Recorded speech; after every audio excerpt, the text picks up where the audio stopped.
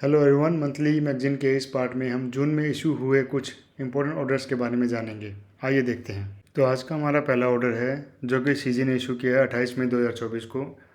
इसमें एक AVL implementation के लिए एक चेकलिस्ट थी जिसके कंप्लायंस को रिव्यू करने के लिए उन्होंने सीसीए, प्रिंसिपल सीसीए और सीए को बोला है।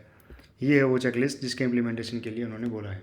हमारा नेक्स्ट जो ऑर्डर है वो डिपार्टमेंट ऑफ एक्सपेंडिचर का है 3 जून 2024 का। इस ऑर्डर में डिपार्टमेंट ऑफ एक्सपेंडिचर ने बताया कि जो भी डोमेस्टिक पब्लिक प्रोक्यूरमेंट में आर्बिट्रेशन क्लोज हम रखते हैं उसका कोई सेटिस्फैक्ट्री बेनिफिट नहीं हो रहा।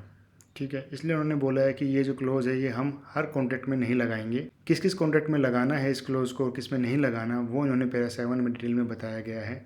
हमारा अगला जो ऑर्डर है वो department of pension and pensioners welfare ने 4 जून 2024 को इशू किया है।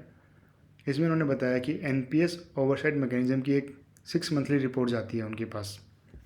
ये रिपोर्ट का फॉर्मेट है। ये रिपोर्ट अभी तक उनके पास ईमेल से या बाय पोस्ट जाती थी, बट अब उन्होंने बोला है कि ये रिपोर्ट को उन्होंने एक पोर्टल डेवलप किया है और इस पोर्टल के थ्रू हम ये रिपोर्ट उनको भेज सकते हैं। ठीक है, तो इन्होंने इस ऑर्डर के थ्रू ये पोर्टल को कम्युनिकेट किया है। अगला जो ऑर्डर है वो है डिपार्टमेंट ऑफ इकोनॉमिक अफेयर का 10 जून 2024 का, जिसमें उन्होंने बताया कि कंप्यूटर एडवांस की जो रेट है वो 9.1% हो गया है। जीपीएफ रेट जो है 7.1% हो गया है।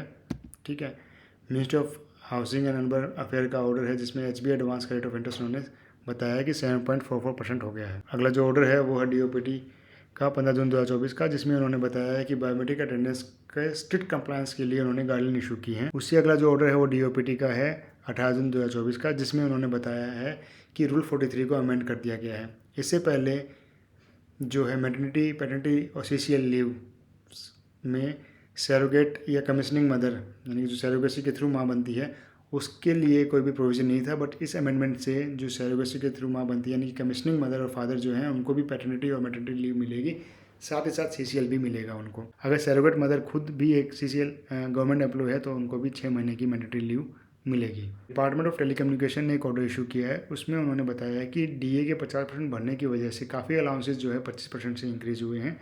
तो उन्होंने एक लिस्ट दी है कि ये जो अलाउंसेज हैं बड़े हैं और कितने बड़े हैं उसके लिए उन्होंने रेफरेंस ओएम भी दिए हैं। मोस्टली 25% ही सभी अलाउंसेज को बढ़ाया गया है जब डीए 50% बढ़ा है। तो सीजीए का एक ओएम इशू किया है जिसमें उन्होंने ब्रीफकेस अलाउंस के जो हैं रेट्स रिवाइज़ किए हैं और जो रिवाइज रेट है वो आप यहाँ पे देख सकते हैं। Ministry of health and family welfare ने ऑर्डर इशू किया 25 जून 2024 को, जिसमें उन्होंने बताया है कि पहले उन्होंने एक ऑर्डर इशू किया था जिसमें उन्होंने कहा था कि सीजीएचएस बेनिफिशियरी आईडी को आयुष्मान भारत की आईडी से लिंक करना है और एक डेडलाइन भी दी गई थी, बट अब उस ऑर्डर को उन्होंने विड्रॉ कर लिया है टिल फर्दर ऑर्डर्स।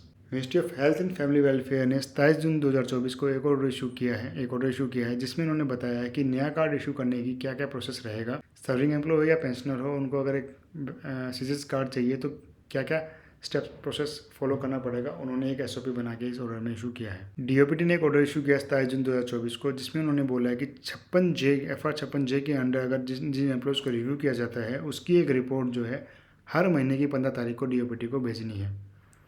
और ये जो रिपोर्ट है ये 15 जुलाई 2024 से स्टार्ट करनी। रिपोर्ट का फॉर्मेट आप यहाँ पे देख सकते हो। Ministry of health and family welfare ने एक ऑर्डर इशू किया है जिसमें उन्होंने रेफरल प्रोसेस की गाइडलाइंस को रिवाइज़ किया गया है। रिवाइज गाइडलाइंस के अकॉर्डिंग जो भी रेफरल है वो अब 3 महीने के लिए वैलिड होगा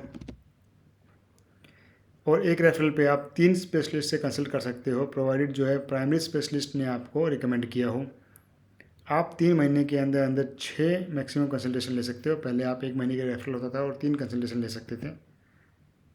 एंडोर्समेंट जो है ज़रूरत नहीं है अगर आपका टेस्ट इन्वेस्टिगेशन जो है 3000 से कम का है, लेकिन अगर आप एडमिट है तो ये कंडीशन नहीं है। अगर आप एडमिट नहीं है, केवल आप ओपीडी में गए हैं, उन्होंने कोई टेस्ट इन्वेस्टिगेशन दिया है और 3000 तक का है तो आप उसको करवा सकते हैं बिना एंडोर्समेंट के। और आप कोई एंडोर्समेंट करवाते हैं किसी भी टेस्ट इन्वेस्टिगेशन का तो वो 3 महीने के लिए वैलिड रहेगा। पहले जो है 75 की एज या उससे ज़्यादा के बेनिफिशियरी के लिए कुछ स्पेशल प्रोविज़न थे, जैसे कि बिना रेफरल के वो कंसल्ट कर सकते थे, लिस्टेड इन्वेस्टिगेशन को बिना एंडोर्समेंट के वो ट्रीटमेंट ले सकते थे और कैशलेस फैसिलिटी उनको मिलती थी। ठीक है, अब वो जो बेनिफिट्स हैं वो 75 की एज से घटा के 70 एज की एज को कर दिया गया है, यानी कि जिसकी एज 70 है या उससे ज़्यादा है तो वो इन बेनिफिट्स को एंजॉय कर सकता है। ठीक है, तो जुलाई की मैगजीन में इतना ही। Thank you very much.